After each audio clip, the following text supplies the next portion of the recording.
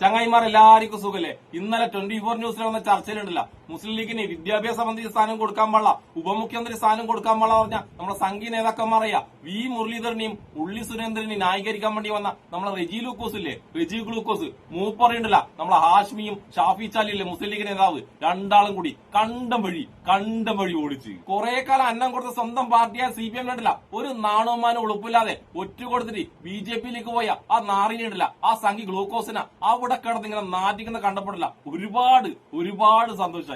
അവിടെ കിടന്ന അവർ രണ്ടാളും കൂടി ഗ്ലൂക്കോസിനെ നാറ്റിച്ചെന്നൊക്കെ പറഞ്ഞിട്ടില്ല, ഒരൊന്നര നാറ്റിക്കലായിരുന്നു. ആദ്യം തന്നെ നമുക്കിടല്ല ഇപ്പൊ പാർട്ടി മാറുന്നതൊന്നും അത്ര വലിയ വിഷയമൊന്നല്ല. അതായത് നിങ്ങൾ ചാനലുകാർ ശമ്പളം കൂടുതൽ കിട്ടുമ്പം അടുത്ത ചാനലിലേക്ക് പോകുന്നില്ലേ, അത്തരത്തിലുള്ള പച്ച വിഡ്ഢിത്തരം, പമ്പര വിഡ്ഢിത്തരം പറഞ്ഞ നമ്മളെ ഗ്ലൂക്കോസിന ആശ്മി നാറ്റിക്കുന്ന ആ മനോഹരമായ വീഡിയോ നമുക്ക് ആദ്യം കാണാം. അതിനുശേഷം മുസ്ലിം ലീഗിനെ കുറിച്ച് പച്ച വർഗീയത പറഞ്ഞ ഇതേ ഗ്ലൂക്കോസിനുണ്ടല്ല, നമ്മളെ ഷാഫി ചാലിയം, മുസ്ലിം ലീഗിന്റെ നേതാവ് ഷാഫി ചാലിയം കണ്ടം വഴി ഓടിക്കുന്ന ആ വീഡിയോയും കൂടി കാണാം.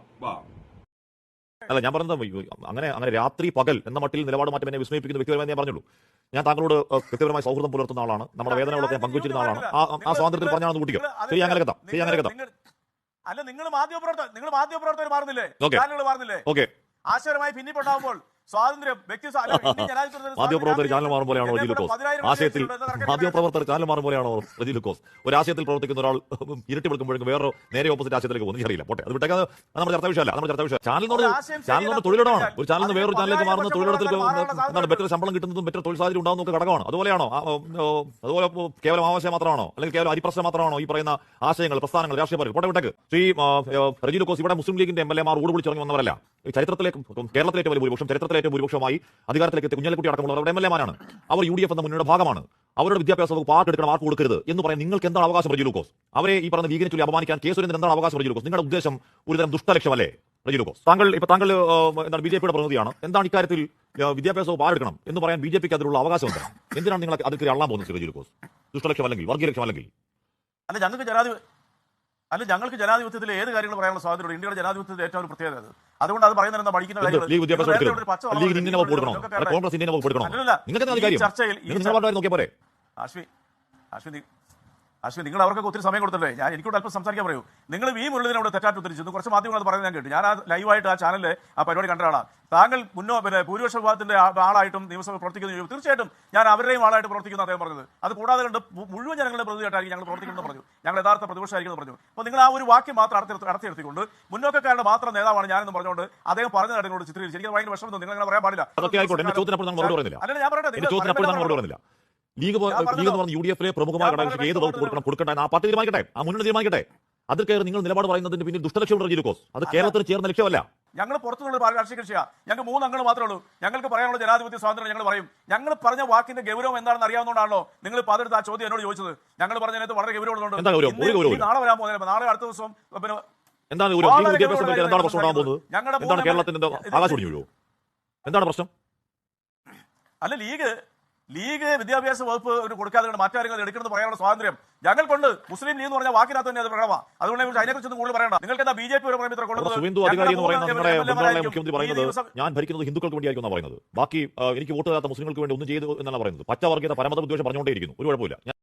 ആശ്മി പറഞ്ഞതുപോലെ ബംഗാളിലേക്ക് ഉണ്ടല്ല പച്ച വർഗീയത പറഞ്ഞ് ഈ സംഖ്യ ന്യായീകരിക്കാൻ പറ്റില്ല. ലേശ ഉളുപ്പ് പോലും ഈ ഗ്ലൂക്കോസിന് ഇല്ലാണ്ടായി പോയല്ലോ. ഈ ഗ്ലൂക്കോസ് ഉണ്ടല്ല, ഈ റെജി ലൂക്കോസ് എന്താ ഈ ഗ്ലൂക്കോസ്? കുറച്ചു കാലം മുന്നേ അവരുണ്ടല്ല ഈ ക്രൈസ്തവരെ ആക്രമിച്ചില്ലേ BJP, അപ്പോഴുണ്ടല്ല ഈ BJPനെ കുറിച്ച് ഭീകരവാദികളെന്നും നാറികളെന്നൊക്കെ തട്ടിവിട്ട ടീമാണ്. എന്നിട്ട് ഇപ്പൊ ഉണ്ടല്ല കാലു മാറിയിട്ട് BJPയിലേക്ക് പോയപ്പം അവർ നല്ല പൈസ കൊടുക്കാൻ തുടങ്ങിയപ്പം ആ നാറികളുണ്ടല്ല ഇയാൾക്ക് ഒരുപാട് ഇഷ്ടമുള്ള നാറികളായി. അതായത് ഇയാൾ പണ്ട് ഭീകരവാദി എന്നും നാറികൾ എന്ന് വിളിച്ച സംഖ്യയുടെ കൂടിയാണ് ഇയാളിപ്പോ അന്ത്യം ഉറങ്ങുന്നതും ഭക്ഷണം കഴിക്കുന്നതും പോലും. എന്നിട്ട് സ്വന്തം മതക്കാരായ ക്രൈസ്തവരെ ആക്രമിക്കുന്ന സംഖ്യക്ക് വേണ്ടി ഒരു ഉളുപ്പില്ലാതെ ന്യായീകരിക്കുകയാണ് ഈ വേട്ടാവളിയൻ. എന്താണ് നമുക്ക് അടുത്തുണ്ടല്ല മുസ്ലിം ലീഗിനെ കുറിച്ച് പച്ച വർഗീയത പറഞ്ഞ ഈ റെജി ലൂക്കോസ് എന്ന ഗ്ലൂക്കോസിനുണ്ടല്ല നമ്മളെ ഷാഫി ചാലിയം കണ്ടം വഴി ഓടിക്കുന്ന മനോഹരമായ വീഡിയോ കണ്ടല്ലോ.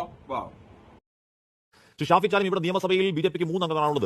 ഒരാൾ BJPയുടെ സംസ്ഥാന അധ്യക്ഷനാണ്, ഒരാൾ മുൻ കേന്ദ്രമന്ത്രിയാണ്, ഒരാൾ ചാത്തന്നൂർ എനിക്ക് വ്യക്തിപരമായി അറിയാത്ത ആളാണ്. പക്ഷേ എന്താകും അടുത്ത 5 വർഷം സഭയിൽ BJP സ്വീകരിക്കാൻ പോകുന്ന, സഭയ്ക്കകത്തും പുറത്തും സ്വീകരിക്കാൻ പോകുന്ന സമരം നിലപാടുകൾ എന്നതിന്റെ വ്യക്തമായ ഉദാഹരണമാണ് വി മുരളീധരന്റെ ഇടപെടൽ റെജി ലൂക്കോസ് പറയുന്നതും. ഷാഫി, ഈ റെജി ലൂക്കോസ് സത്യത്തിൽ ഇത്തരത്തിലുള്ള റെജി ലൂക്കോസുമാർ സമീപകാലത്ത് അദ്ദേഹം പറയുന്നത് മാധ്യമപ്രവർത്തകർ ചാനലിൽ നിന്ന് മറ്റൊരു ചാനലിലേക്ക് ചാടും പോലെ ആണ് ഞാൻ ചാടിയതെന്നാണ്.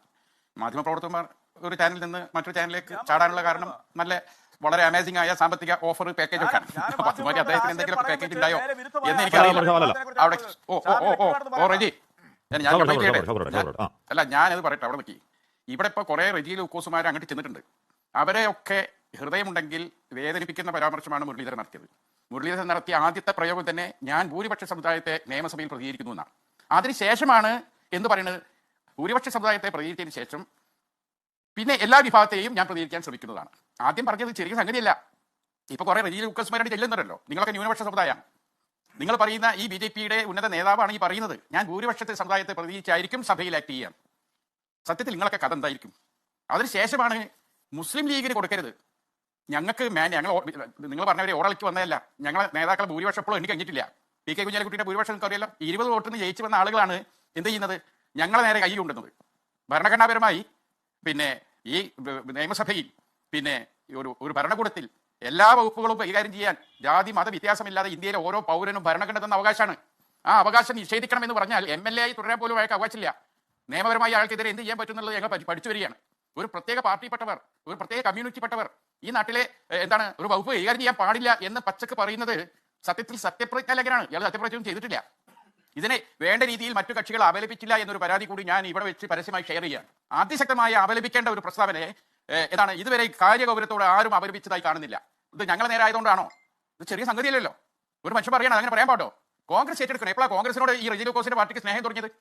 കോൺഗ്രസ് നീതിപൂർവ്വം കൈകാര്യം ചെയ്യുന്നവരാണെന്നൊരു തോന്നലിലേക്ക് നിങ്ങൾ എപ്പോഴാണ് എത്തിയത്? ഞങ്ങൾക്ക് മനസ്സിലാകുന്നില്ല. ഒരു കാര്യം പറഞ്ഞുതരാം, ഞങ്ങളും നികുതി കൊടുത്ത് ഈ നാട്ടിൽ ജീവിക്കുന്നവരാണ്. പറ്റുന്നുണ്ടെങ്കിൽ RSSന്റെ ശാഖയിൽ പോയിട്ട് റെജി ലൂക്കോസ് ഒന്ന് പറഞ്ഞു കൊടുത്തേണ്ടി. ഇവിടുത്തെ മുസ്ലിങ്ങളുണ്ടല്ലോ നികുതി കൊടുത്ത് ജീവിക്കുന്നവരാണ് അവിടെ. നിങ്ങൾ മനസ്സിലാക്കണം. ഞങ്ങളെന്താണ് പിന്നെ എടുക്കാൻ പാടില്ല എന്ന് പറയാം. നിങ്ങളാരാ? എന്തടിസ്ഥാനത്തിലാണ്?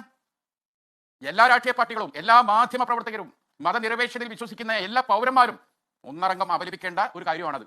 നിങ്ങളിപ്പോൾ ബംഗാളിന്റെ കാര്യം പറഞ്ഞല്ലോ. ബംഗാൾ വെച്ച് ഒരു ചർച്ച നടത്തേണ്ട അശ്മി. എന്താ അവിടെ സംഭവിച്ചത്? ഞാൻ ഇന്ന് അതിൻ്റെയൊക്കെ സ്റ്റാറ്റിസ്റ്റിക്സ് പഠിച്ചിട്ട് ആകെ മൂക്കത്ത് വിരൽ വെച്ചു പോയി. എത്ര ലക്ഷം മനുഷ്യന്മാരെയാണ് SIR-ലൂടെ വെട്ടിയത്? നിങ്ങളത് മനസ്സിലാക്കണം.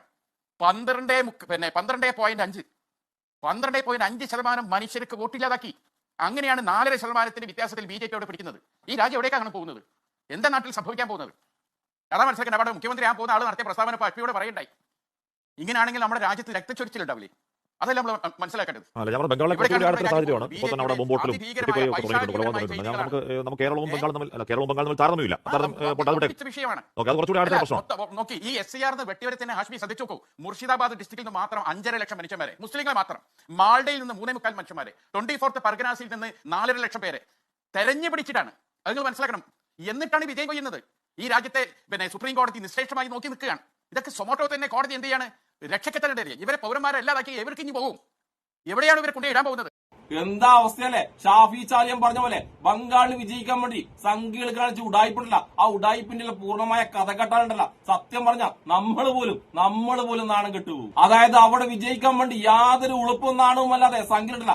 അത്രയും നാറിയ കളികളെ കളിച്ചിട്ടുള്ളത്. പക്ഷെ എന്താ ചെയ്യാ? ദൗർഭാഗ്യവശാലോ നമ്മളെ കേരളത്തിലെ മാധ്യമങ്ങളിൽ എല്ലാ കാര്യത്തിലും ശക്തമായി പ്രതികരിക്കുന്ന നമ്മളെ കേരളത്തിലെ മാധ്യമങ്ങളുണ്ടല്ല, അതൊക്കെ കാണാത്ത കളിയാ ഇപ്പൊ കളിക്കുന്നത്. എന്നാലും അതൊക്കെ അവിടെ നിൽക്കട്ടെ. നമ്മൾ ഈ റെജി ലൂക്കോസിനുണ്ടല്ല, ഷാഫി ചാലിയം പറഞ്ഞ പോലെ നല്ല കിട്ടല് സംഘികളെ കയ്യിൽ തന്നെ നല്ല കിട്ടല് കുറച്ച് കഴിഞ്ഞാൽ കിട്ടും. ആ കിട്ടുമ്പോണ്ടല്ല ഈ ചങ്ങായി കണ്ടില്ല ബുദ്ധി വന്നോളൂ. അല്ലെങ്കിൽ ഈ ചങ്ങായിക്കൊക്കെ ഈ ഗ്ലൂക്കോസിനൊക്കെ ഉണ്ടല്ല എവിടെയാണ് ബുദ്ധി വരിക? ഇത്രയും കാലം പോറ്റി വളർത്തിയ സ്വന്തം പാർട്ടിനെയും സ്വന്തം മതത്തിനെയും പൊറ്റിയിട്ട് കാശിന് വേണ്ടി BJP-യിലേക്ക് പോയി ഈ നാറിക്കണ്ടില്ല എവിടെ ബുദ്ധി വരാൻ വേണ്ടിട്ട്. പക്ഷെ എന്തൊക്കെയായാലും കുറച്ച് കാശിന് വേണ്ടി പച്ച വർഗീയത പറഞ്ഞ V മുരളീധരനെയും ഉള്ളി സുരേന്ദ്രനെയും ന്യായീകരിക്കാൻ വന്ന ഈ നാറിനുണ്ടല്ല, ഈ റെജി ഗ്ലൂക്കോസ് എന്ന ഈ പരനാറിന അവിടെ നിർത്തിയും നാണം കെടുത്തി കണ്ടം വഴി ഓടിച്ച ഹാഷ്മിക്കും ഷാഫി ചാലിയത്തിനും പിന്നെ രക്ഷപ്പെടുന്ന എല്ലാവർക്കും എന്റെ ഒരു നല്ല സുലാൻ.